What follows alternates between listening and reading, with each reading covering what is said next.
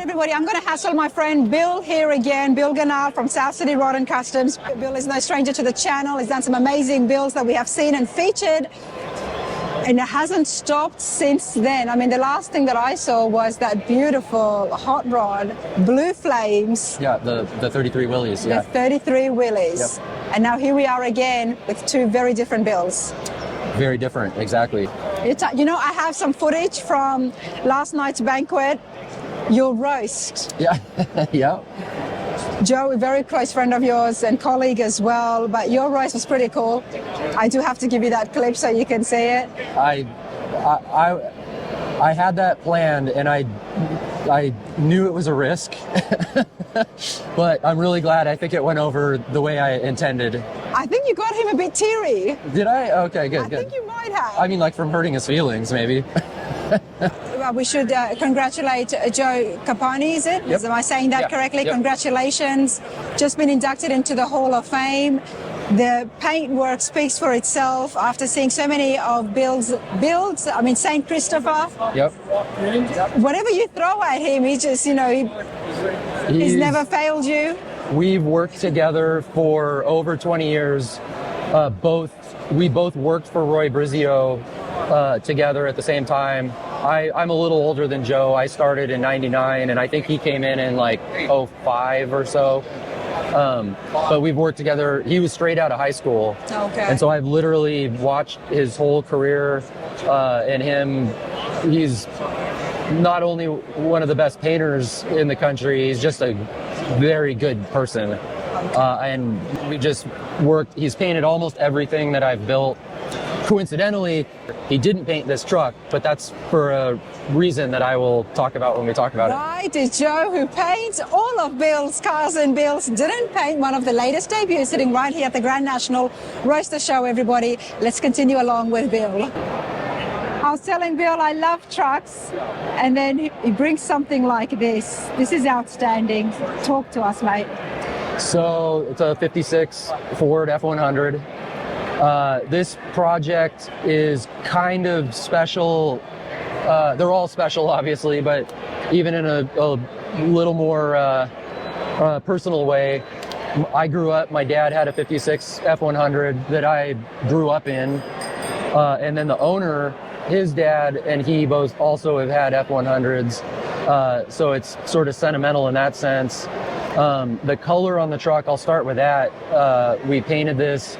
It's not the actual color fawn beige, but my dad had a 48 Chevy that was fawn beige, and I've been trying to find a good project to paint fawn beige, kind of, you know, not as a tribute, but just a nod. And Tony, who owns the truck, just loved the idea of putting this color on this truck, and it just fits it perfectly. It really does. It looks beautiful. Everybody, Pat Ghanal is definitely someone that has very well known in the industry, an amazing journalist and writer. And so much of these builders know, and has shaped so much of your career as well, Bill. Well, I tried not to be a hot rod builder really hard, but I guess it's in my DNA, yeah. I think it really is in your DNA, so Yeah. I can understand exactly how sentimental this would be for you. And it's so nice to have customers that understand that as well. Absolutely. Connect with you at that level. Yeah. Well, like I said, with any customer, you spend years working on their projects, you become friends. Tony, we've built, this is the third car I think we've built for him. So, you know, we've worked together quite a bit. We don't even have to talk sometimes. As he says, he's like, why do we talk? You're just going to do what you want anyway. You know. And you have built for him before. Yeah. Come around here, everyone. Let's have a good look at the F100. I do like the F100 as much as I like the C10s. And then they get down to this level. Already there is so much fabrication that has happened. So custom right here at the front bumper. Yeah, so the front bumper is just completely handmade. I just started with, you know, a piece of sheet metal. It's very much like the original bumper, but you know, it's a truck, so they're very boxy, they're big and sort of bulky, and we just wanted something that looked a little more delicate on the truck. So, you know, I added a little bit more radius in the corners here and really shaped it exactly to the bumper apron. And then I narrowed it and made these ends that just, you know, kind of wrap and hug the front of the car. This is amazing. And again, all by hand. This is all by hand, yeah. All by hand. Yep. And these trucks, you know, none of these cars were as perfect as we try to make them now, but trucks were even worse in a way. Nobody cared if it was perfect fit and finish from the factory. It was a farm truck. And we had this discussion because, Bill, you did win America's Most Beautiful Truck. Yeah. So you know very well how to take these farm trucks and actually just beautify them, not just the outside, but the functionality as well. Yeah. So this monstrosity is going on in here. So this is a Gen 3 Coyote engine. It's a 5.0 Ford, and it is a crate engine. So it's basically much like the Nomad. It's basically a stock internal engine, but we put a Roush supercharger kit on it, and you know, supercharged it. So what happened to the Gen 3 then? It runs on pump gas. Okay. They're already high compression. Yeah. They, you know, 91 minimum, and Tony will probably put some octane in it. Of course. And what about the power wise? We haven't dynoed it yet, but I would guess that it's in the mid 600s. Nice. With the blower on it. Nice. Yeah. Let's bring attention to what's happening right here at the front. It's so defined. Yeah. Well, so as I mentioned earlier, Joe Campani did not paint this truck, and the reason is that he is friends with Gary at Gary's Rods and Restorations. Okay. And they partnered on Tony's funny car, his actual real nostalgia race car. Okay. And the deal was that Gary's buy-in was that he had to paint Tony's truck for him. So it was a friend deal. And I mean, Gary just did a beautiful job on the truck. Yeah. We're so really happy with it. I mean, so, you know, to the level of what Campani would do in terms of fit and finish, and how nice everything's finished. You know, it's all good when it comes between friends, and especially when you are all in the same industry. It's all about give and take. You know, you do this for me, I'll do this for you, and everybody's happy. And you're lucky when you're still friends after it all. But hey, everyone, check out. I am loving the hinges here once again, but these are different. Yeah, so I'm gonna go, this will be a longer explanation, but this truck is very heavily modified, way more in fact than the Nomad. The cab is, first of all, it's a Art Morrison chassis. So we use a Roadster Shop in the Nomad, Art Morrison for this car. The cab is channeled over the frame 2 inches, so it's lowered down over the frame. The front fenders are raised 1 inch relative to the body, and then the hood is sectioned 1 inch all the way around. So the hood's squashed down. In fact, let me close it for you so you can see so basically the whole hood is shortened by 1 inch all the way around.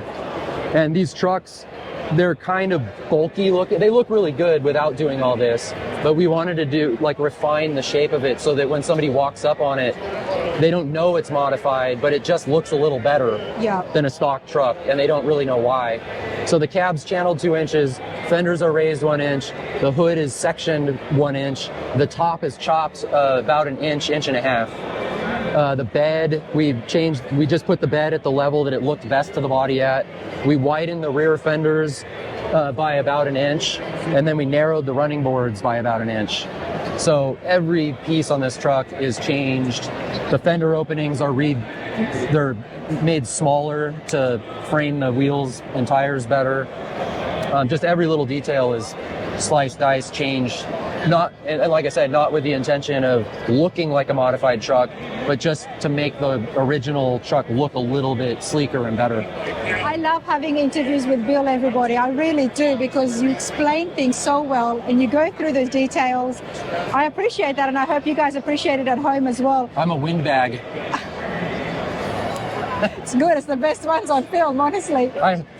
Yesterday I was doing a interview, and the guy had to hold the boom up. Oh yeah. And finally they're like, okay, that's a wrap. And the guy goes, oh my God. And I was like, oh shoot, maybe I talked too long. No, I appreciate it, because you know what? There is so much involved here, and you have to tell us You have to tell the folks who are watching this, every part has been massaged. Yeah. Like subtle, small little chopsy, little nipsy, but that's what it takes to complete and give the look that it has got today. So, well, I'll say that we're really fortunate that we have people like Tony, Bryn with the Nomad, who let us go as far as we do. I mean, really, you know, you can have the talent and the concept and the ideas, but you have to have somebody that's willing to pay you to do it. And we're just so fortunate that we have customers who allow us to do this. We're still, ironically, with all that's been done, we're still building less expensive cars than a lot of these cars in here. You know, there's Really? $1 million, $2 million cars all over this building, all over this show. well, you hand-build cars, you've been award-winning, a Hall of Fame as well. Your employees and even yourself, Good Guys, Trendsetter of the Year. But I haven't been to the shop yet. So maybe one of these days you'll have me there, right? But let's talk. I was going to ask you, but I'm not going to, because when I listen to Bill and he's telling me all these different changes, I'm thinking to myself, maybe you guys are as well at home, what did you do first? What would you have done second in order to make things meet? But there's so much involved, like, So if you could shed a little light. Yeah, so Donnie Welch, who works for me, I probably mentioned him on other builds. He did most of the metal fabrication on this. I did a little bit, but you know, I'd call this his project. We kind of sit down, sometimes just the two of us. I'll already have my ideas, and then when Donnie's starting to work on it, you know, we'll put the body on the frame and kind of mock the sheet metal up, and just stand back and look at it and kind of like what stands out to you that doesn't look natural or right, and go from there. And just like, well, maybe, dude, if we put the cab down just a little bit so that it looks like the bed's higher, and then we do that, and then the hood looks funny, and we're like, okay, well, then we need to take an inch out of the hood. I think that's going to look better. It's more of like starting with the bigger parts, the bigger pieces. You kind of start with the bigger picture and then pare down. Yeah. Wow. I do want to have a look inside now. Yeah, go ahead, open it. So subtle, so just luxurious, everyone. I love these colors. So we really are we go for subtle and classy wherever we can. And this, you know, it's understated, but just really nice, elegant looking. Sid Shavers did this interior for us, and Sid retired this year. In fact, just last month, I think was his last month. And so we were really fortunate to have him do one of his last upholstery jobs for us and for Tony. Sid is one of the best custom car interior guys in the world. When I worked for Roy, he upholstered every single car that Roy built. I would almost say every single one. And to have him at his retirement do one of his last interiors in one of our cars, it was also very special. Another special moment for this car. This is definitely one that you're very deeply connected with. Yeah. Not just Sid Shavers, but obviously with Pat, your dad as well. Being able to finally use the paint. 100%. And I don't want to sound biased. I love this truck. I really like this truck. I think we can tell, and it's beautiful as well. Hopefully you'll be able to take it for a few drives, considering you are very good friends with the owner. Yeah. Oh, yeah. So we also, this thing is built to drive. It's got the Morrison chassis, the late model engine. It's got both of these cars have manual transmissions, so they have 3 pedals, which will make them a lot more fun, I think. Nice. We finished this car and fired it up for the first time about a week ago. Tony brought it down. Pete at SoCal Speed Shop, Pete Eastwood and Pete Chaporis, they let us store the car there, and I came down and I had to drive it from SoCal to here, and it's one of those things where you're like, anything could go wrong right now. This truck has like half a mile on it. Yep. But we'll see how it goes. Before. I've seen you drive your Willys, the Willis. Yep. I should say that right, the Willis. The Willis. Yep. You drove that on the Power Tour. Yeah. No, not the Power Tour. So we did the Willis. We drove on the reliability run for the Good Guys in order to win Hot Rod of the Year. And then, Which you did? Which we did win, yes. Which you did? Yep.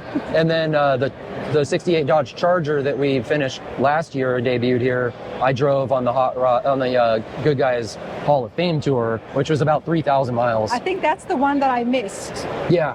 That's why today I was like, I'm here, I'm not moving. Yep. Tell me about the wheels here before we look at the bed. So again, these are also by Pyramid Optimized Design, and we work with them. I basically tell Zach and his crew, this is going to be a traditional, very traditionally inspired build, and I want a early magnesium Halibran look.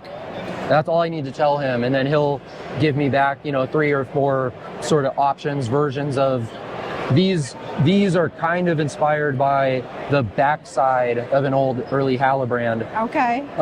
Which is very specific, I know, but it's little nuggets like that only very few people will understand and get, but they also just look cool, so you don't have to know that to like them. They do look cool. Yeah. They do look cool.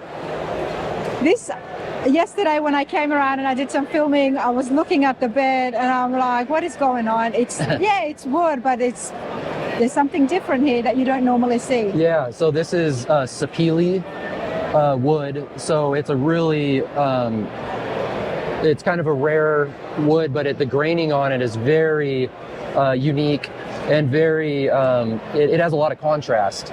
So we actually got like about 6 different stains to try out and see what they look like, and then you also can put more or less stain on it. So we had like 12 samples to kind of see what we liked and what went well with the color of the truck and all that, and then we stain it. And then in fact, Joe Campani did do some paint work. He painted the engine and he cleared and sanded the wood. So he couldn't help himself. No, yeah. So it's got automotive clear over it, many coats of clear, and then it's cut and buffed so that you get that really glossy look. Was not expecting the inner wheel tubs to be this sized. Yeah, well, so I don't like a big wheel tub. Okay. But we put 12-inch wheels on the back of this thing. It's got 12-inch wheels, but look what you've done here with the fat fenders, the Ford guys. You love this. You love the fat fenders, and I'm so glad you've kept that and even enhanced it a little bit. We did. We actually widened them a little to fit the tire. There you go. A little bit of both. A little bit of both. We didn't want it to be too wide on the outside, and I didn't want them to be too big on the inside, so it's kind of a split the difference.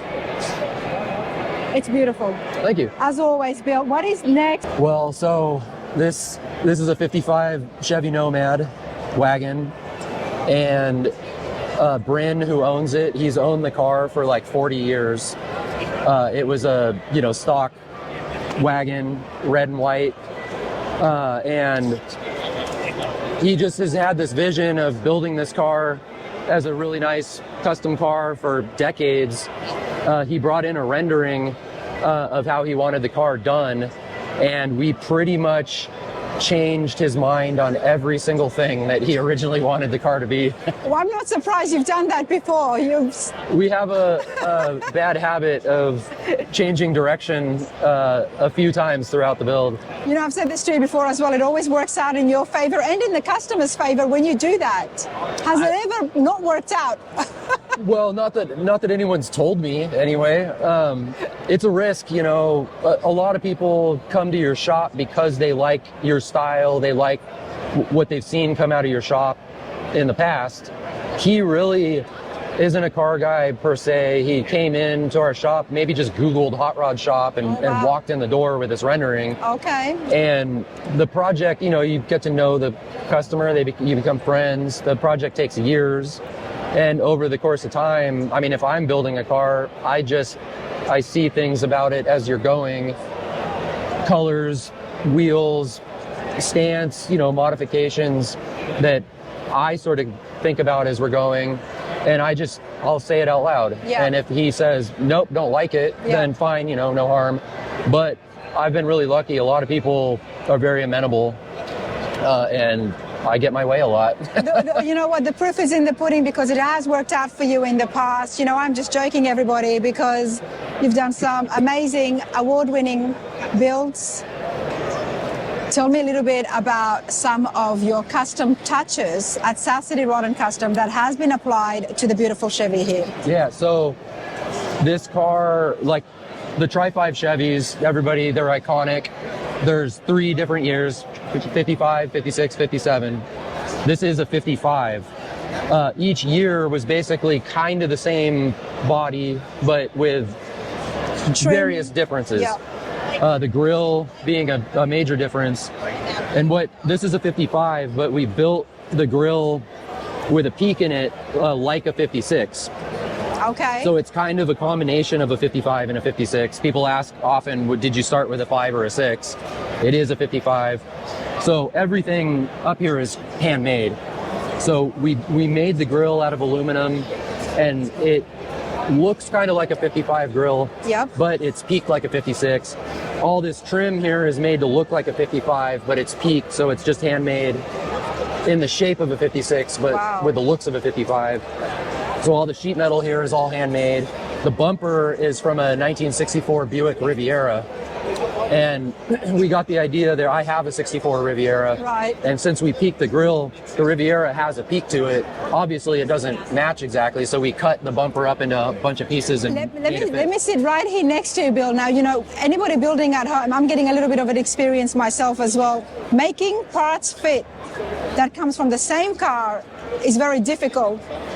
But here you are just molding different models, different brands of... Yeah. Well, you know, back in the day... tell me a little bit about that fitment. Like, what is some of the things that you can help other builders who want to combine and make something custom? What is something to look out for so they can have a little bit of an easier process? Well, I mean, honestly, the short answer is patience and time. You know, when you're trying to build a car to the level that can compete here at the Grand National Roadster Show, the judges come and eyeball fit and finish every gap, every, you know, how the trim fits and everything. And it just takes time and patience. These days, we do a lot of stuff by hand. So we actually we took a real original bumper, cut it into pieces, fit it, you know, all these little sections. You refine the cuts so that all the angles are right. You know, we handmade all the sheet metal here to fit the bumper, the roll pan underneath. These days, you know, the technology exists that you could 3D scan this whole car, and then you could put it into a computer program, CAD model it, and then make it out of... How you doing? Thank you. Good to see you guys. You could CAD model it and either machine it, 3D print it, you know, whatever. You could do a lot of it by machine. Yeah. We just prefer to do it by hand. It's sort of just old school. It's the way we build our cars. Not to say that there isn't a lot of 3D modeling and printing and machining on the car, especially in the interior. But something like this, we just do it by hand, and it's a lot of patience. And love it, absolutely love it. I mean, to have a car like this, looking like this, and to know that it's been hand built, like you said, there is a lot of CNC and technology available, and that's great. But you can still get a custom finish like this of this standard without resorting to using everything technological. Absolutely. From the start to the end. Dude, you're teasing me. Open up the hood. Yeah. All right. Hey, I gotta say, do love the louvers. Can I still call them louvers here, or are they vents? They're either way, louvers, vents, and I'm just going to put my foot in my mouth. We 3D modeled and 3D printed these, so these are actually machine made. Love it. So one thing that the owner wanted, and this is not standard, obviously, is a front tilt nice. Hood. Me and Rob here filming, we don't know which angle to go. You probably didn't expect it to open that way. Whichever way, you want to go that way? Yeah, go on the side. Yep, there you go. This is what I'm talking about. Look at this, wow. So this, first of all, it's a front flip hood. So this mechanism here, the owner actually brought it to us. It's from like a 1985, Chrysler LeBaron or something really random.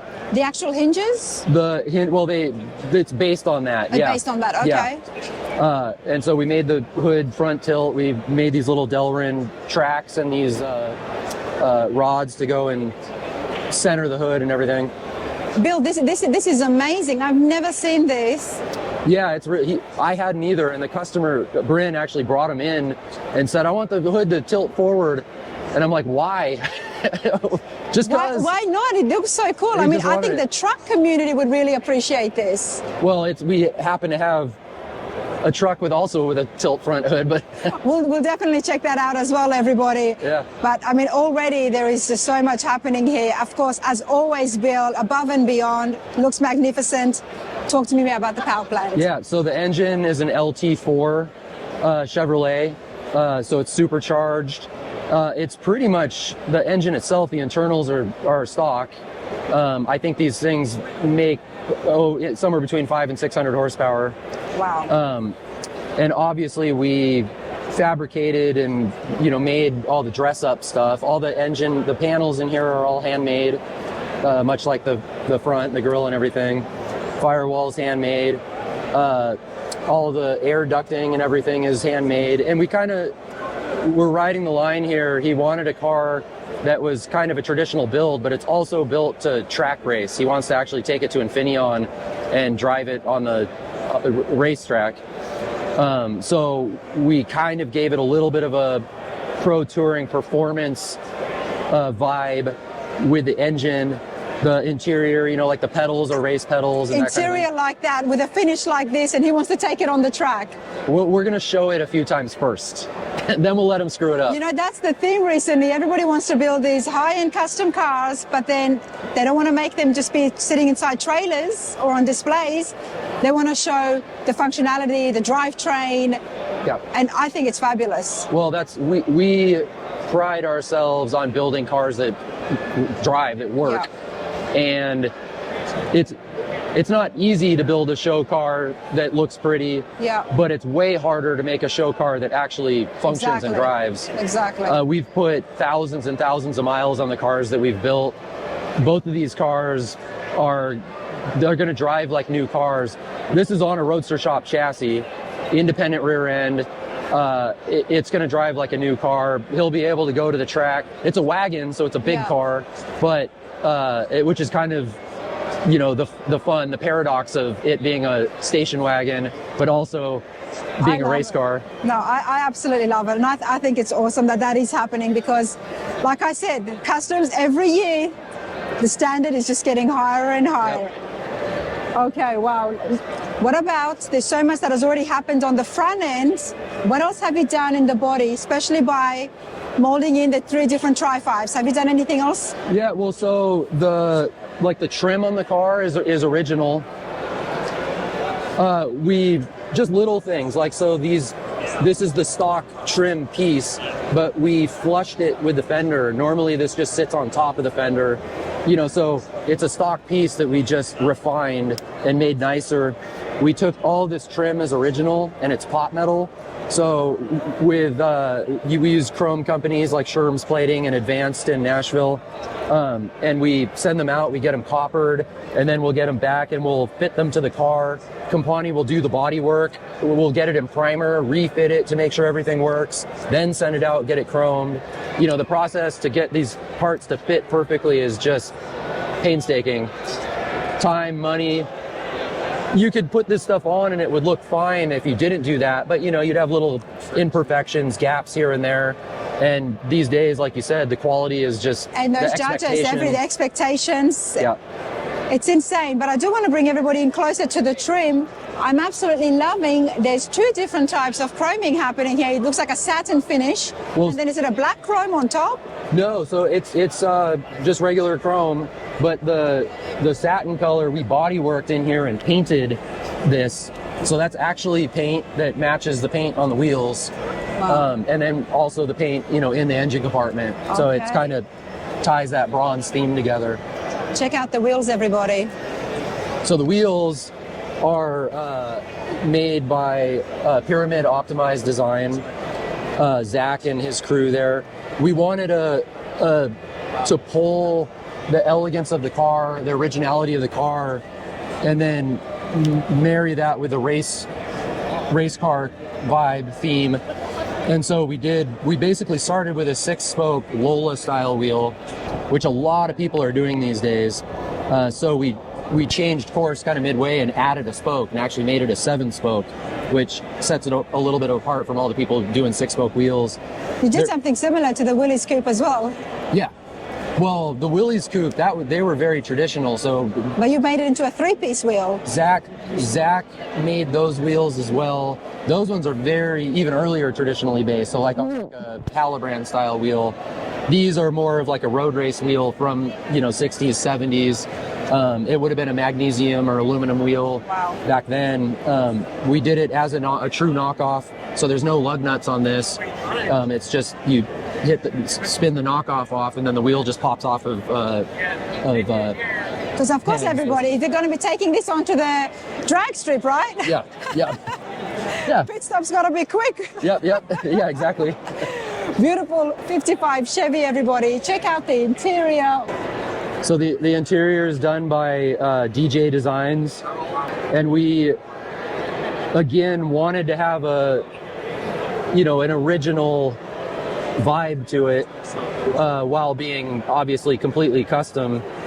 So we added the pleats. The pattern, the waffle pattern in here is actually from the 55 Nomad. It's an original pattern, but Danny had it custom made in leather. I'm always speechless with Bill and his builds. I mean, you just knock it out of the park, everybody. It's just insane. Yeah. So on the rear here, again, left a lot of the original pieces. These Nomads, the strips on the tailgate are iconic. So they're just nicely finished and chromed. Really, it's the stock handle on there. But we did eliminate the hinges. So we eliminated those. It's a lot of work to do that. But it gives it such a more of a slimmer look. It's just cleans it up, makes it a lot more aesthetically. Yeah, the bumper, the rear bumper is also from a 1964 Buick Riviera. So because we did it in the front, we also used it in the back. We've got these now. It lines up, doesn't it? Well, so we basically, all of this is handmade. There's a pan down here. All of this is handmade to make it look like the bumper was made for the car. But obviously, again, it's all cut up, spliced, and reconfigured to fit this car. The taillights, they're basically stock. Fuel fillers in the taillight. I believe Scott from Hot Rods and Hobbies makes this cool kit. Okay.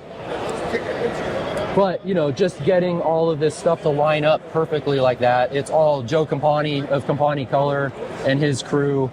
They do all the fine fitment and paint and body, basically. And the body work, priming it, blocking it, making all the gaps absolutely perfect.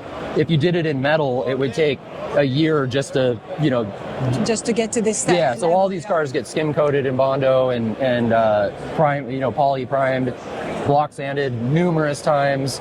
It's every step of it is just time, painstaking, patience. It's beautiful. Thank you. As always, Bill, what is next? What am I going to find next? We are working on a 66 Chevelle right now, which is even a step further into the little more modern build for us. And it'll have, some South City traditional cues to it, but we're working with Zach and Pyramid Optimized again to make a full custom grille for it, full custom tail panel, tail lights. It'll be a little more towards the pro touring side. Okay. And when are we expecting that to debut? We would like to debut it here next year. Are we competing for maybe Slonaker or? People always ask, why don't we put these in Slonaker? Like I said earlier, you have to spend $1 million minimum to win Slonaker. And we're trying to build cars reasonably priced, $400,000, $500,000, $600,000, which is crazy to say that that's the cheap car. It's an expensive hobby, everybody. Yes, We've said that before. But, we're not building these to win Slonaker. We're not building them to win the Riddler. We're building them to be really beautiful cars that also you can get in and drive. And because they're drivable, we're not making cut and rubbing the underneath panels and everything. So they're not Slonaker cars per se. And also, if I put them in Slonaker, what would I put in my booth? That makes sense. That makes sense. It's always a big attraction here, Southcity Rod and Custom. Bill, you've been awesome. Congratulations. These are very beautiful. Thank you very much. Appreciate Always it. good to see you, man. Yeah. Take care.